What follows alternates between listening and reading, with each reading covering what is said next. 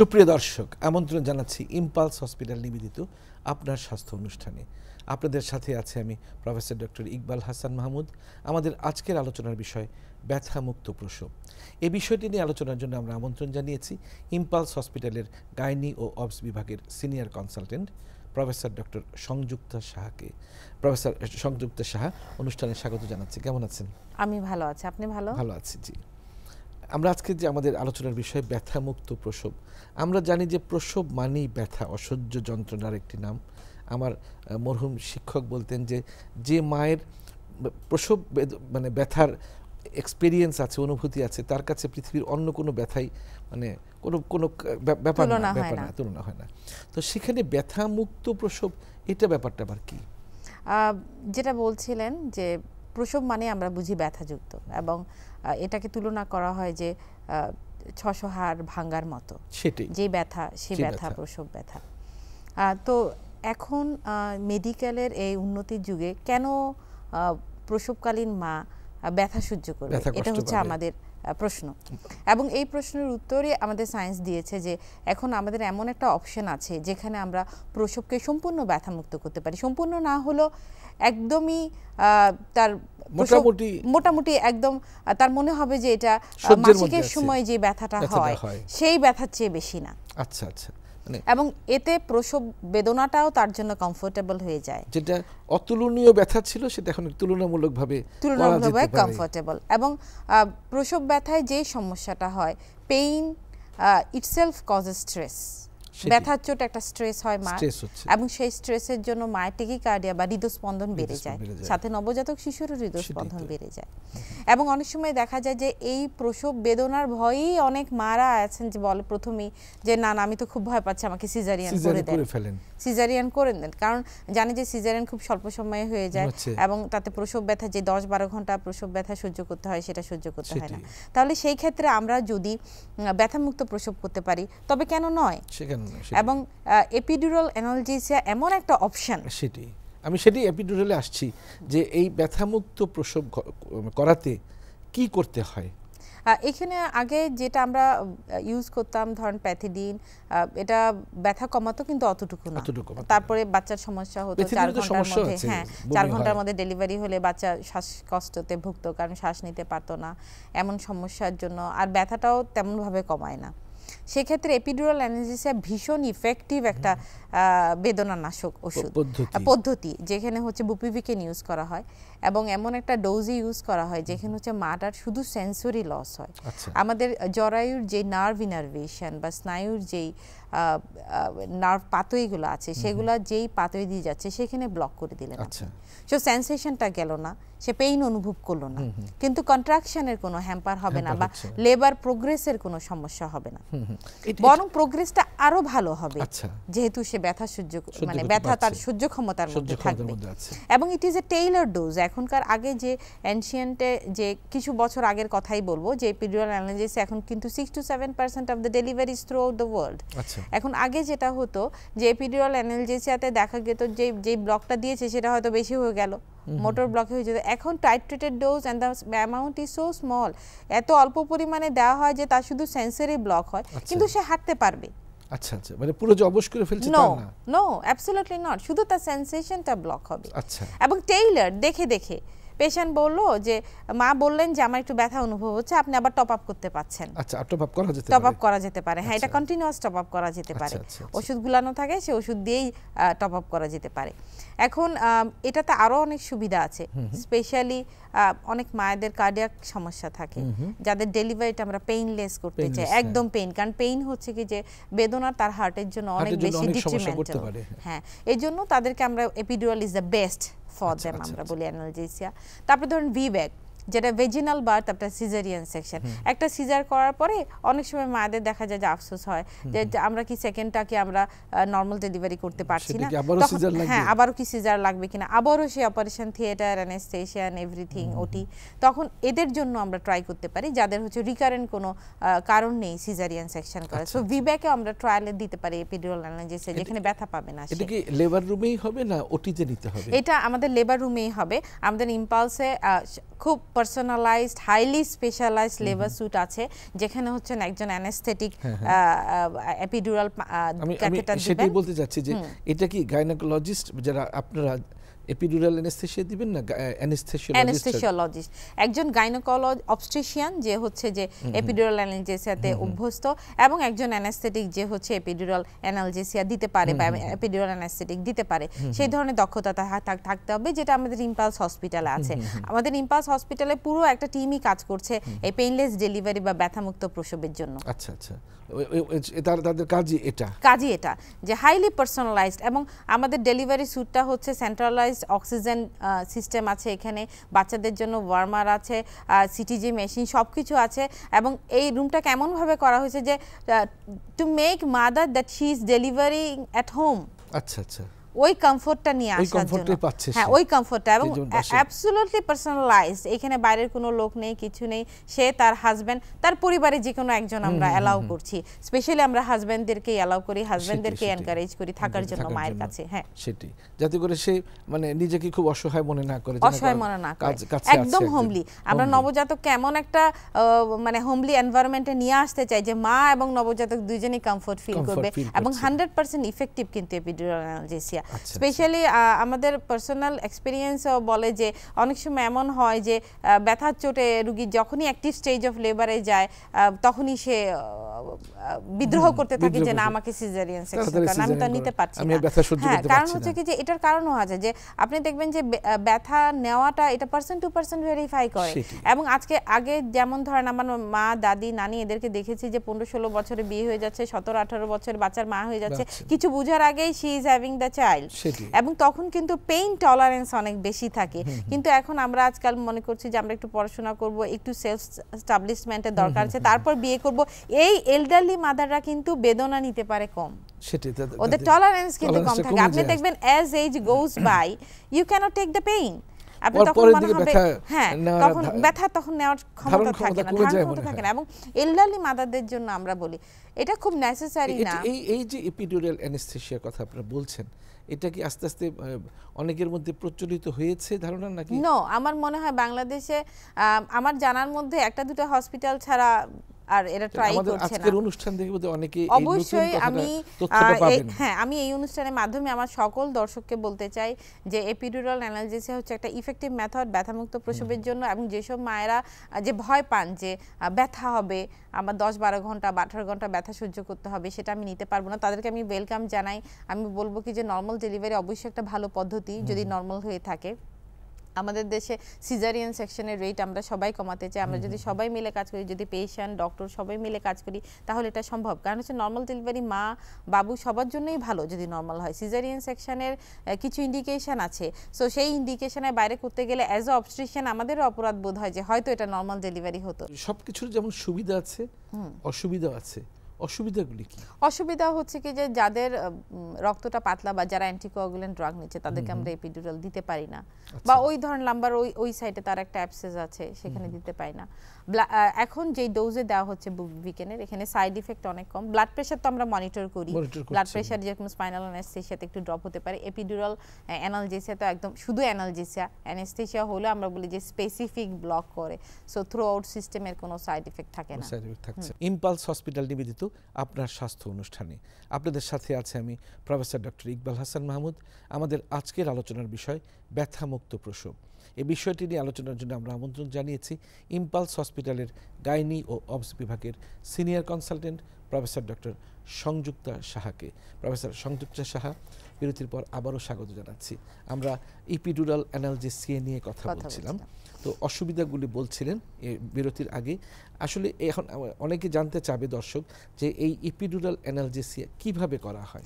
Epidural analgesia আমরা পিঠের মধ্যে যেভাবে স্পাইনাল অ্যানেস্থেসিয়া দেওয়া হয় ভার্টিব্রার মাঝখানে, সেভাবে আমরা এপিডুরাল স্পেসে অ্যানেস্থেসিয়া দিয়ে ক্যাথেটার একটা সুতার মতো একটা ক্যাথেটার দিয়ে থাকেন।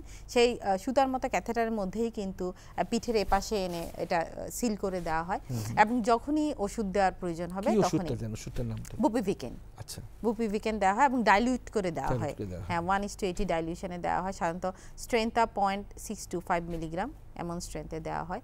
সাথে অনেক সময় ফ্যান্টানিল অ্যাড করা হয় ব্যথাটা আরো কম হওয়ার জন্য, এবং এটা অল্প অল্প করে দেওয়া হয় পেশেন্ট বলল যে মায়ে বলল যে আমি একটু ব্যথা অনুভব করছি, আবার আপনি টপ আপ করতে পাচ্ছেন। আচ্ছা আচ্ছা, সো ইজি এবং সাথে সাথে এটা কাজ করছে।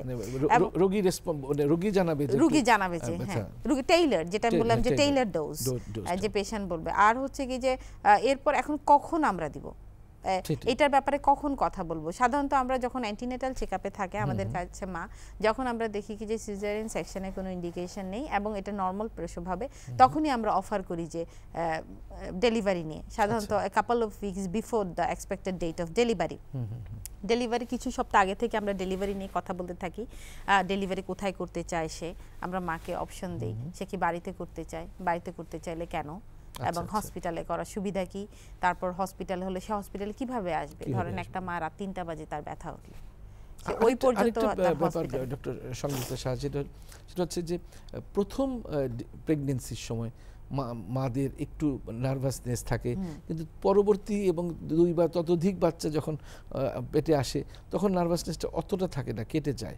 আপনি কি মনে করেন প্রথমটার মধ্যে এপিডুরাল অ্যানালজেসিয়াটা দেওয়া মানে উচিত হবে? তাহলে এই মানে ভয়টা দূর করার জন্য অবশ্যই, কারণ হচ্ছে কি যে এইটা তো ভয়ই যে তাকে বলছে যে সিজারিয়ান সেকশন করতে, যে সে এই ব্যথা নিতে পারবে না। এবং এটার জন্য আমরা প্রত্যেকটা মাকে স্পেশালি প্রাইমারি যেটা বললেন প্রথম মাদেরকে আমরা অফার করে থাকি সে এপিডুরাল অ্যানালজেসিয়া নিতে চায় কিনা। প্রথমে আমরা অ্যাকচুয়ালি এটা ক্লায়েন্টকে বলতে দেই, ওদেরকে বলতে হবে ওদের অসুবিধা। আমরা যদি প্রথমেই বলি তাহলে এটা চাপিয়ে দেওয়া হবে। তো যখন জিজ্ঞেস করি যে নর্মাল ডেলিভারি চায় কিনা, ওকে চায় বা অথবা চায় না, যে কোনো একটা। সো নর্মাল ডেলিভারি যদি না চেয়ে থাকে, যদি সব কিছুই নর্মাল থাকে, যদি মেডিকেল কোনো ইন্ডিকেশন না থাকে তার সিজারিয়ান সেকশন করার জন্য, তখন তাকে জিজ্ঞেস করা হয় কেন চায় না। তখন মোস্ট অফ দ্য ক্ষেত্রে তার উত্তর আসে যে অনেক ভয়, সবাই বলে খুব ভয়ের, খুব ব্যথা হয়। তখন তাদেরকে আমরা অফার করি যে এপিডুরাল অ্যানালজেসিয়া বলে একটা জিনিস আছে। এই আপনি বললেন যে বিভিন্ন অফার আপনারা দেন, এটা তো ট্রেন্ড হয়ে যায় নাই যেসব হসপিটালে ইম্পালস হসপিটালের মতো হাইলি স্পেশালাইজড, যারা ডেডিকেটেড এটার প্রতি। আপনি বলেন যে এপিডুরাল অ্যানালজেসিয়ার এক্সপার্ট যারা আছে তাদের সেই সব হসপিটালেই আপনারা সেই সব হসপিটালে অফারগুলো, এবং আমাদের পেশেন্টরা যদি এটা জানতে পারে, ওরা যদি ডিমান্ড করে, তাহলে অবশ্যই আমাদের ডাক্তাররাও যেসব হাসপাতালে হচ্ছে না তারাও ট্রেন্ড আপ হবে। কারণ অনেক কিছু আছে যে পেশেন্ট ডিমান্ড করার পর you need the urge to do it. যখন আপনার ক্লায়েন্টরা ডিমান্ড করবে তখন আপনাকে সেটা করতে হবে। তখন সেটা প্রফেসর সংযুক্তা, এটা কি এই যে এপিডুরাল অ্যানালজেসিয়া, এটা কি ব্যয়বহুল একটা পদ্ধতি? না, মোটেও ব্যয়বহুল পদ্ধতি না।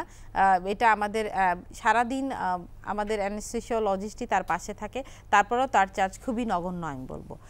সারাদিন একজন এক্সপার্ট অ্যানেস্থেটিক কিন্তু সেই হিসেবেও সে চার্জটা কম নিচ্ছে এখন ইম্পালস হসপিটালে, কারণ সে চাচ্ছে যে এটা এনকারেজ করা হোক।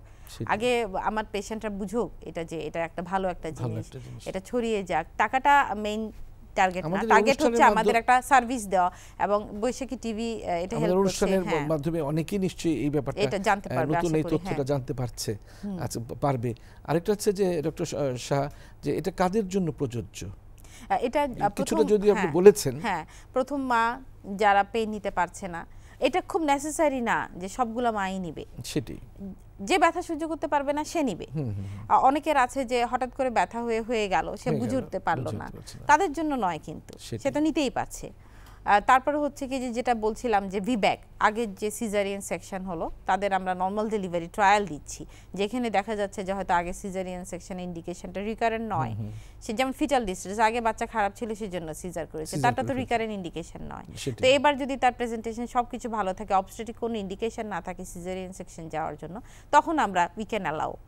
তারপর ধরুন কার্ডিয়াক ডিজিজের মা, হাইপারটেনশন, যাদের একটু প্রেসার বেশি থাকে, প্রিএক্লাম্পসিয়া পেশেন্ট, যাদের আমরা তাড়াতাড়ি ডেলিভারি চাই, ব্যথা দিতে চাই না। এবং এদের জন্য যত কম ব্যথা দিয়ে তাদেরকে তাড়াতাড়ি করে ডেলিভারি করা যায়। এবং এই তাড়াতাড়ি করার জন্যই কিন্তু এপিডুরাল অ্যানালজেসিয়া।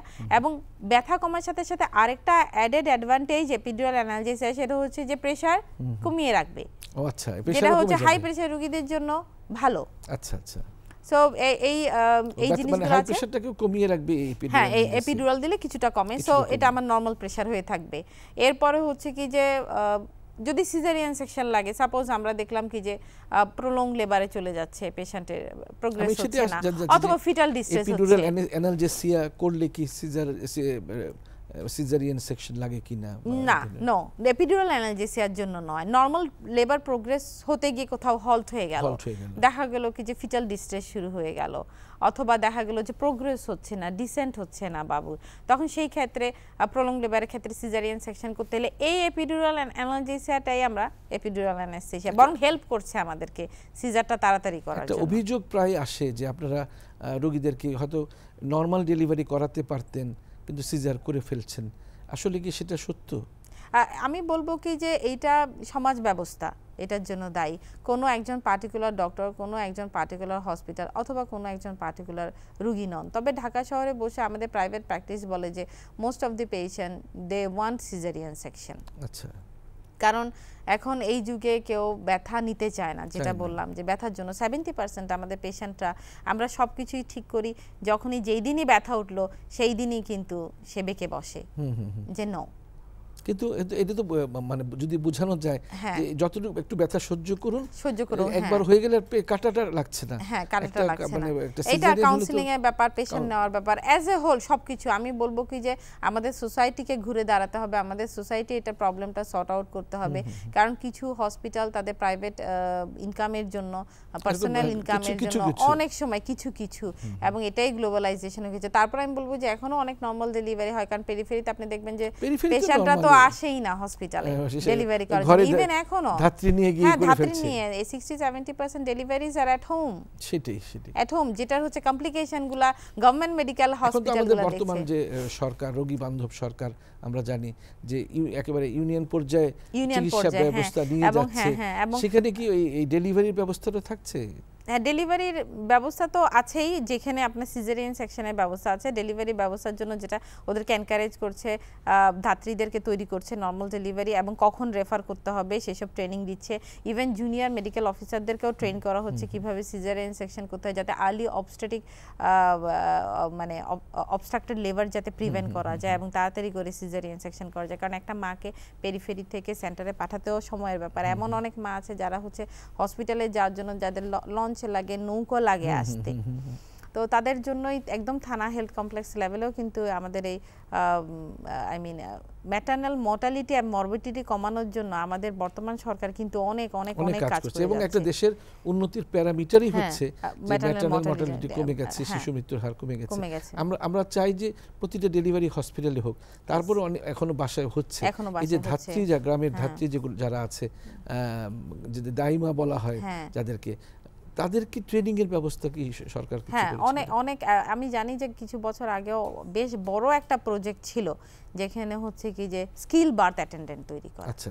এবং আপনি যদি ইউকে তেও দেখেন, সেখানেও দেখবেন যে স্কিল বার্থ অ্যাটেন্ডেন্ট করে ওরা পাঠিয়ে দিচ্ছে বিভিন্ন জায়গায়। হ্যাঁ, এবং ওরা জানবে যে কখন আমার পেশেন্টটাকে সেন্টারে রেফার করতে হবে। ডক্টর সংযুক্তা সাহা অনুষ্ঠানে এসেছেন আমাদের দর্শকদের এই ব্যথামুক্ত প্রসব, একটি নতুন কথা, এপিডুরাল অ্যানালজেসিয়া একটা নতুন কথা আমাদের দর্শকদের পরিচিত করে দিয়েছেন। আপনাকে অনেক অনেক ধন্যবাদ। আপনাকেও ধন্যবাদ, সাথে বৈশাখী সব দর্শক এবং বৈশাখীতে যারা আছেন সবাইকে ধন্যবাদ। আমি শুধু আমার দর্শককে একটা কথাই বলতে চাইবো যে সবাই আসুন, আমাদের সহযোগিতা করুন, চলুন আমরা সবাই ব্যথামুক্ত প্রসব করি। ধন্যবাদ ডক্টর সংযুক্তা সাহা। প্রিয় দর্শক, এতক্ষণ আমাদের সাথে থাকার জন্য আপনাদেরও অনেক অনেক ধন্যবাদ।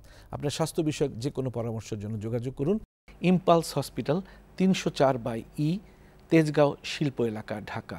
Email impulsealamin@yahoo.com, website www.impulseltd.org, hotline 0171501672 নম্বরে। দর্শক, আগামী অনুষ্ঠান দেখার আমন্ত্রণ রইল। ততক্ষণ পর্যন্ত ভালো থাকুন, সুস্থ থাকুন, নিরাপদে থাকুন। সবার জন্য রইল অনেক অনেক শুভকামনা।